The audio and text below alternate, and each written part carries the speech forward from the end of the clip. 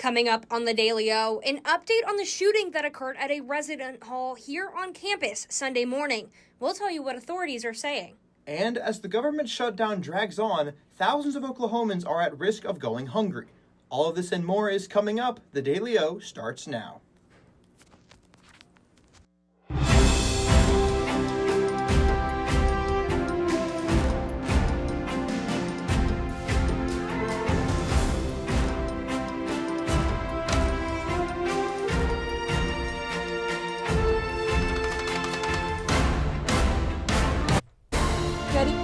Welcome to the Wednesday edition of the Daily O. I'm Shay Faulkner. And I'm William Mansell. We're glad you're with us. A new police report sheds some light on the dormitory shooting here on campus early Sunday morning. In the report, investigators reveal they believe the shooting was gang-related. Details are sparse, but campus police are asking the public for tips. The shooting injured 3 people, all of whom are stable. OSU police have also not stated if anyone involved is believed to have been under the influence. According to data, 11 weapons arrests have been made on campus in the past 3 years. The Oklahoma Department of Human Services announced that thousands of Oklahomans could lose their SNAP benefits starting November 1st because of the government shutdown. The agency is unsure if existing benefits this month could be used next month. The Regional Food Bank of Oklahoma is estimating nearly 700,000 Oklahomans could lose access to food. However, it's not working to gather as much food as possible before November. OKDHS has advised SNAP recipients, telling them to continue submitting all eligibility and recertification paperwork as usual. Across the state, legislators are exploring the impact data centers may have on state resources like water and energy. Representative Amanda Clinton hosted an interim study, hearing from state and national experts. The Oklahoma Water Resources Board reported that some basins in the state are already fully allocated, meaning there's little room for growth in certain areas. Analysts from Virginia, home to one of the largest data center markets in the world, says water use varies widely, but can grow rapidly with expansion. A Payne County commissioner also joined the discussion, pointing out some Stillwater residents have experienced issues living near the construction site of a data center. Representative Clinton says this is an important step towards balancing economic growth with resource protection. The Oklahoma State Department of Education will not move forward with the America First test required for teachers coming to the state. The test was a requirement created in July by former state superintendent Ryan Walters, specifically for teachers coming to Oklahoma from New York and California. It was built in collaboration with the conservative media group PragerU. Questions were built around the U.S. government, religious freedom, and gender-related topics. OSDE says teachers are no longer required to take the test, but will still need to pass a citizenship test. It was a rowdy night for the OKC Thunder, but the celebration wasn't just limited to Paycom Center. OKC unveiled new signage spread across the city, marking the Thunder's 2025 NBA championship. They've placed 14 championship banners throughout Will Rogers Airport and signs at 6 locations across 3 major interstates. OKC Mayor David Holt says it's the city's last chance in the moment to celebrate the championship, saying, quote, "We didn't want to miss the opportunity to leave some permanent legacies behind." Fall weather has finally been in the air, but will those temps stick around? Let's check in with Macy Strain in the Weather Center for our evening forecast. Macy. Yeah, guys, it has been a beautiful day here out in Stillwater, and we are starting to see some of those fall temps. But let's go ahead and take a look at our current conditions. Right now, it's about 80 degrees outside with a real feel of 79. We have a little bit of wind coming out of the south at about 6 miles per hour. Let's go ahead and take a look at our live shot on the west side of campus. It is completely sunny, as you can see, and it's going to stay that way until the sunset, but more on that later. I'll go ahead and send it back to the desk. All right, Macy, when we return, Oklahoma State immortalizes an iconic figure. We'll take you on a tour of the new Boone Pickens experience right after this. Got a computer issue? Meet AB Computers, Stillwater's trusted experts in computer repairs. We understand how important your devices are to you. That's why we offer fast turnaround times, so you're never disconnected for long. Hello, my name is Roger Smith. I'm the owner of AB Computers here in Stillwater. I offer excellent services for repairs, upgrades, custom build of systems. I do Mac and PC repair. I've got best prices on pretty much everything you can look for. We service all types of computers, from PCs and gaming rigs to tablets and everything in between. Whatever your tech needs, AB Computers is your one-stop solution. Whether it's a locked screen, a sluggish system, or any other tech trouble, AB Computers has you covered. Visit us at 211 North Perkins Road, Suite number 10, right next to Walmart. Our new location offers easy access and plenty of parking, making it more convenient than ever to get the expert help you need. Ace in the Bowl Salsa started many, many years ago. I was trying to find a recipe to take to a family gathering, and so I started messing around with different recipes, and I took a little bit from here and a little bit from there, and I came up with a salsa that is truly unique. Ace in the Bowl Salsa is an olive oil-based salsa with tomatoes, green chilies, green onions, and black olives. There's no sugar added, it's gluten-free, low calorie, low carb, low fat, low sodium. So it's a very, very, very good alternative to any snack you may want. As of right now, I'm just looking to be in Oklahoma and having a successful business within the state. If my grandkids could ever take it over when they're old enough, that would be my dream.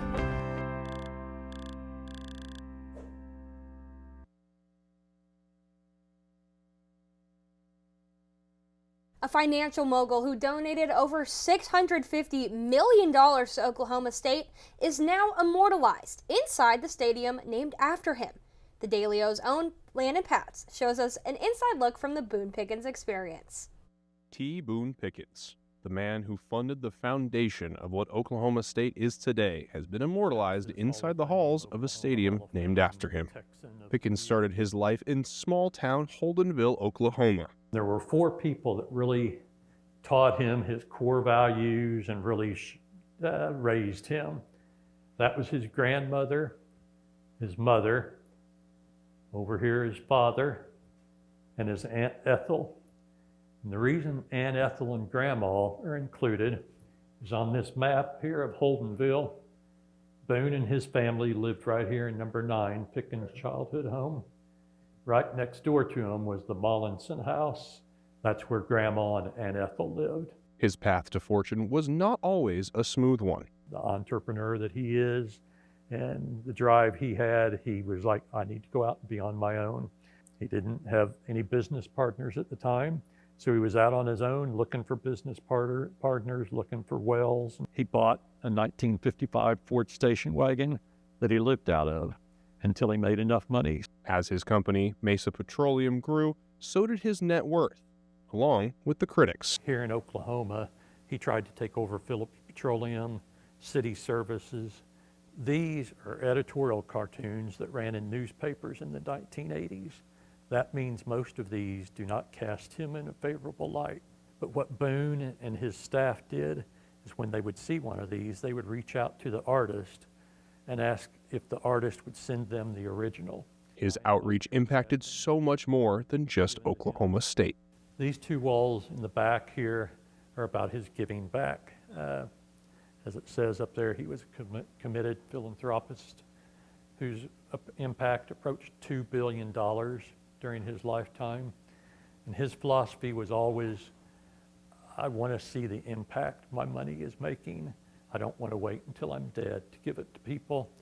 You can visit important marks, including his office and a recreation of his West Texas ranch. You can visit the BPS Experience Tuesday through Saturday with an appointment. Oklahoma State is the university we know today because of Boone, and his legacy will forever be remembered on the campus that he helped create. Reporting from inside the Boone Pickens Experience, Landon Pats, the Daily O. It looks like there may be some chances of rain later this week. Let's check in with Macy Strain, the Weather Center, to see what the radar is saying. Macy? Yeah, guys, taking a look at the radar, it is going to be a crazy weekend. Taking a look at just tonight, though, we're just going to see some cloud coverage move across the state. But moving into tomorrow morning, it's going to be pretty dry in the morning. But coming into tomorrow night and late hours of Thursday night into early hours of Friday morning, we're going to see some storms pop up and move across the state. We're going to see scattered storms everywhere. It is going to be a rainy day. And moving into Friday, we're going to see those storms stick around. Here's some things I think you need to look out for. cooler temperatures, we're finally going to start seeing some of that fall weather we all want. Rain chances, as I just said, it is going to be a rainy weekend out in Stillwater and across the state. And we're going to see some increasing wind speeds as we move into the weekend. Well, that's all I got for right now, so I'll go ahead and send it to Shay and Will. All right, Macy. When we return, a pause in peace talks turns into a wave of violence. We'll tell you what sparked deadly new strikes in Ukraine. And new comments on the Gaza ceasefire. We have the latest on what that means for the future of peace in the region. The Daily O returns right after this. We would design something, it was set on the counter, and people was either, if enough of them said, you know, this isn't it, it never made to the line. Dad was excited that they're all original. They were all designed on Mom's kitchen table, and it gets in your blood after a while.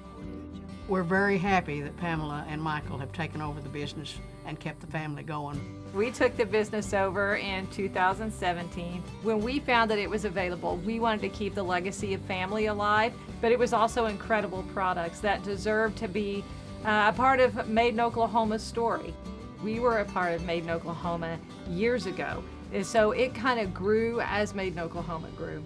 Oklahoma is ingrained into everything that we did. We've been here most of our life. That's what we entailed our whole business on, was the Oklahoma homegrown feeling. Deep Fork Foods started in 2014. We started off with our nut products, and now we produce everything from jarred products to cookie mixes and pancake mixes and dried products for people, as well as our spice blends. Now we produce over 168 different products for ourselves and about 20 to 30 other companies in Oklahoma. I'm Cindy Stewart. I'm one of the owners of Deep Fork Foods. We've gone from just making our own stuff and doing just small things to being able to co-pack and work with other companies and individuals within Oklahoma and across the United States as well. I'm just really thankful for the journey that we've had so far and really look forward to the future where we're taking Deep Fork Foods and being able to provide more value for Oklahoma and its economy, as well as all the people within the state. I love the opportunities that being in a food business provides. I absolutely love sharing food and good stories with people, so this just gives us another connection. And I can't wait to see where this path takes us with it.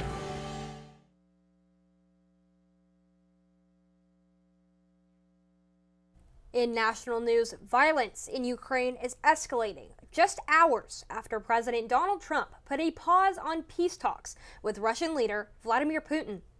The Kremlin launched intense strikes that killed more than a dozen people, including someone at a kindergarten. Ukrainian President Volodymyr Zelensky says the attacks were a spit in the face of peace from Russia. The Kremlin says neither Putin nor Trump wanted to waste time, but cautioned that any meeting would require further preparation. The violence comes as both sides clash over the terms of a possible ceasefire, with neither willing to back down. Meanwhile, Vice President J.D. Vance is stressing that U.S. officials are not seeking to babysit the Gaza ceasefire. With questions raising over the next steps in the Middle East, he says that Israel is still a partner and not subservient to the United States. During a joint news conference in Jerusalem with Prime Minister Benjamin Netanyahu, Vance says American officials are working to help maintain peace, but Israel will decide its own security. The visit comes as flares of violence threaten the truce, and the Trump administration develops plans for an international security force to help stabilize the region. Vance says he is optimistic that the ceasefire will hold. With the government shutdown dragging into yet another week, Democrats are urging President Trump to get personally involved. Senate Democrats say Trump has been disengaged from talks on Capitol Hill, even as hundreds of thousands of federal workers remain without pay. The White House insists the president is being briefed daily, but so far, Trump has left negotiations to Vice President J.D. Vance. The stalemate centers on spending and border security, with both sides blaming each other. Meanwhile, House Republicans say they're working on a short-term bill to reopen parts of the government, but progress remains uncertain. The Trump administration is asking a federal court to lift the last order blocking it from deploying National Guard troops to Portland, Oregon. The move comes after the Ninth Circuit Court of Appeals overturned an earlier restraining order, saying the president likely acted within his authority to federalize the Guard. A broader ban on deploying out-of-state troops to Portland remains in effect for now. Oregon's Attorney General slammed the decision, saying the court failed to hold the president accountable.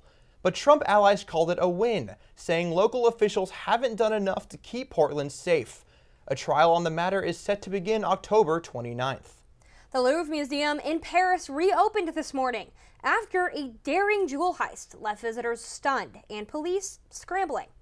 Authorities say thieves broke into a special exhibit, stealing several high-value pieces of jewelry before escaping into the city. The museum was evacuated as police searched for clues, including security footage and DNA evidence. No suspects have been named, but officials believe the heist was highly organized and may have involved insiders familiar with the Louvre's layout. The museum reopened with increased security, and one gallery still closed for investigation. Oklahoma State cross country sits high in the ranks as they head into the postseason. Mason Humphrey has that and more in the Sports Corner when we return.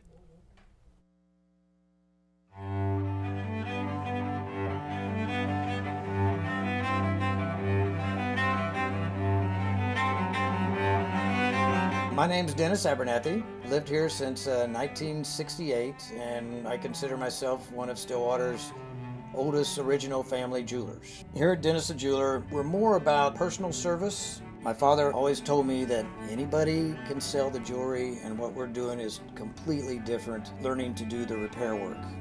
That is one thing that will keep your business alive, because anybody can sell it, but not anybody can fix it. To me, jewelry is very, very personal. Every piece of jewelry has its own story, and I get to hear hundreds of stories from my clients, which I love to hear. There's always a story with it. I mean, you buy a piece of jewelry for a show of appreciation, a sign of love. There are a lot of different aspects for jewelry when you purchase it. My wife lived east of here, about 35, 40 miles, something like that, over at Lamont. I was dating her from over at Alba when we were going to college. I knew about the well then. It was a great well. It was great water. I'd stop there, stick my head under it, wake up, drive on home, that kind of thing. And people talked about bottling this water. And so that's why I started thinking about doing that. And so in 2003, the property come up for sale. And so we started working on that, had the opportunity to buy it. The hopes are when folks drink our water is that they'll drink it for a few days and find out the difference. They'll start feeling better because there's been no chemical in our water. There's a list of good things that we have. We don't have any bad things in it. This company means a lot to me because I guess we started it from scratch. And to be able to have it where it's at today, I don't see this as the end at all. I see the future of Divine Water as being worldwide, which will bring outside dollars into the state. It means a lot to me because I started it, I guess, and our family started it.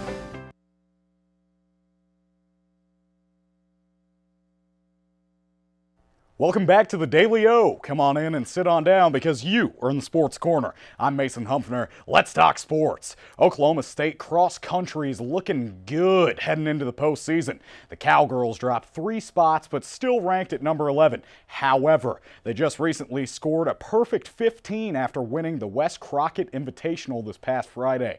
Notable Cowgirl performances include 26th ranked Iska Chinglot and Marine Roth, who have won the past 2 meets individually. The Cowboys are still sitting at number 2 for the 3rd straight week, going undefeated in 3 meets so far this season. Notable individual rankings include Brian Masu, Dennis Kipengedich, and Fouad Masoudi, who sit 2nd, 3rd, and 26th. The postseason action kicks off for both teams next Friday, October 31st, for a spooky Big 12 championship in Lawrence.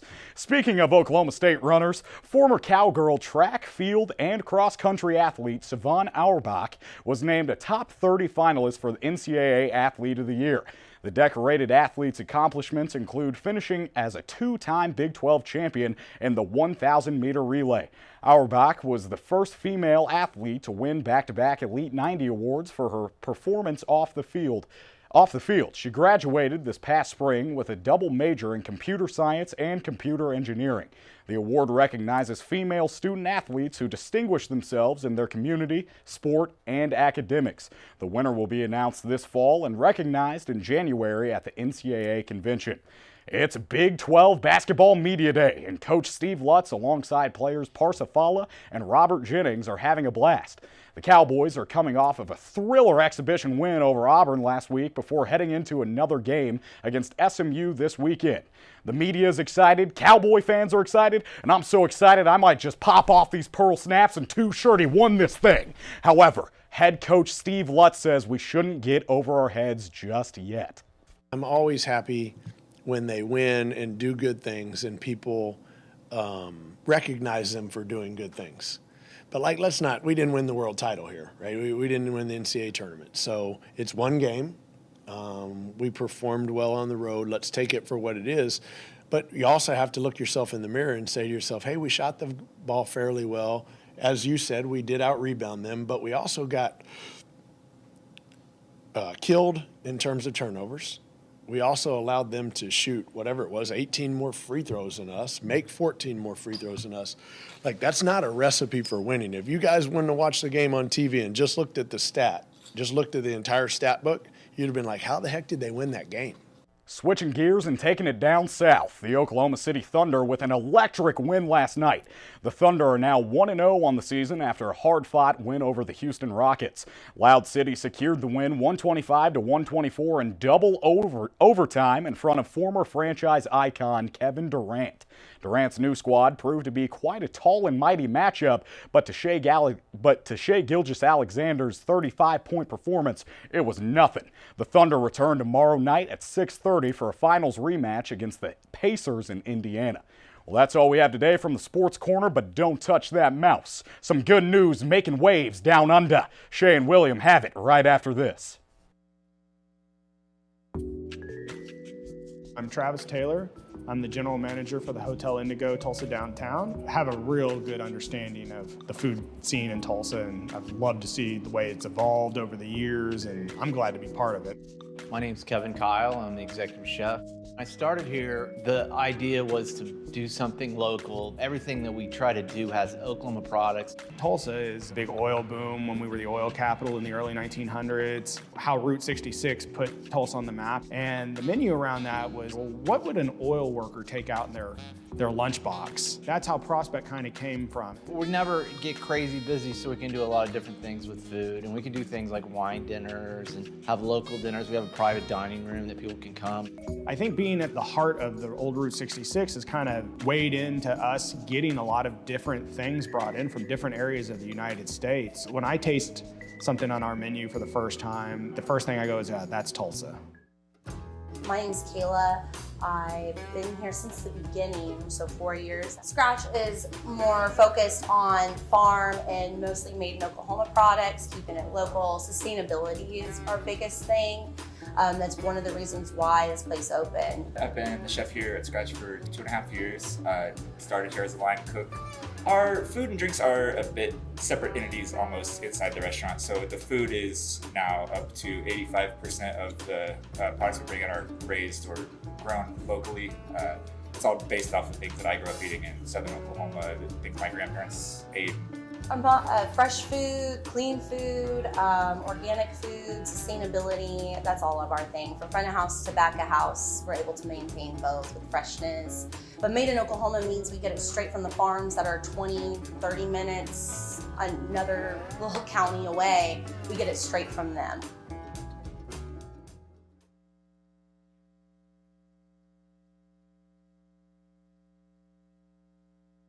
It was a wicked night of performances in last night's Dancing with the Stars episode. Riley Cohen has that and more in our A-List update. Riley? Yeah, William. Dancing with the Stars is back to business after a week of tributes and no eliminations. Tuesday's night's Wicked-themed episode saw Pentatonic singer Scott Hoying get sent home after performing a contemporary routine to The Wizard and I. Hoying and his partner Riley Arnold scored 28 out of 40, with judges noting some choppy transitions. The 34-year-old says he feels lucky for the experience, especially after getting to announce his baby on the show earlier this season. Next week, the competition gets spooky with Halloween night. Well, that's all I have. Back to you guys at the desk. Some good news from down under. Humpback whales are making a remarkable comeback off the coast of Australia. New research shows the species population has climbed to levels above what they were before commercial whaling began.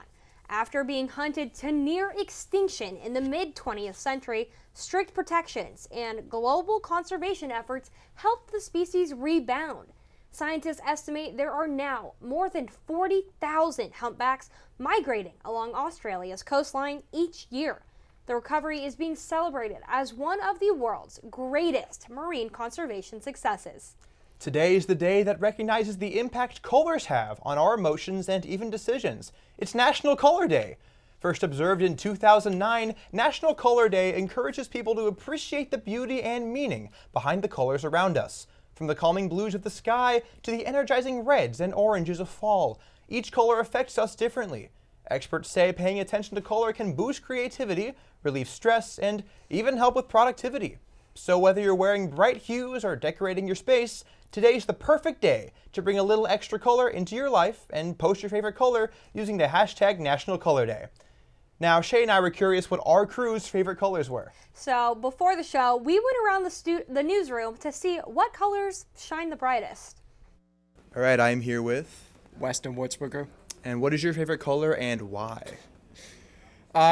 Red, because growing up I've been a Chiefs fan. And Okay, tell me your name. My name is Mason Humphrey. What's your favorite color and why? My favorite color is black Why?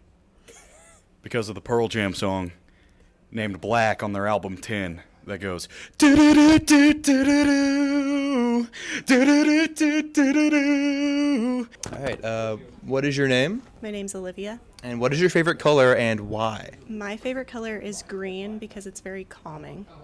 What is your name? I'm Landon Pats. What's your favorite color and why? Orange because go Pokes. All right, I'm here with Garrick Strong. And what is your favorite color and why? My favorite color is black. Go be a star in somebody. All right, this is Jared. And what is your favorite color and why? My favorite color is probably blue. Tell me your name. Riley Cohen. And what is your favorite color and why? I'd say pink because it's nice and fun and pretty bright. Be mine. Now, me personally, my favorite color, I think it's gonna have to be blue, but it's me it's too. a really specific blue though, because I don't like if it's too dark or if it's too neon till like it hurts my eyes. Right. I just like a nice calming blue or a sage green. Yeah, you know, I love blue too, but I'm more on the darker side usually, but I'm not picky, you know. This whole tie, this is all cool with me, you know. But, you know, let's check in with the Wender Setter with Macy. What's your favorite color?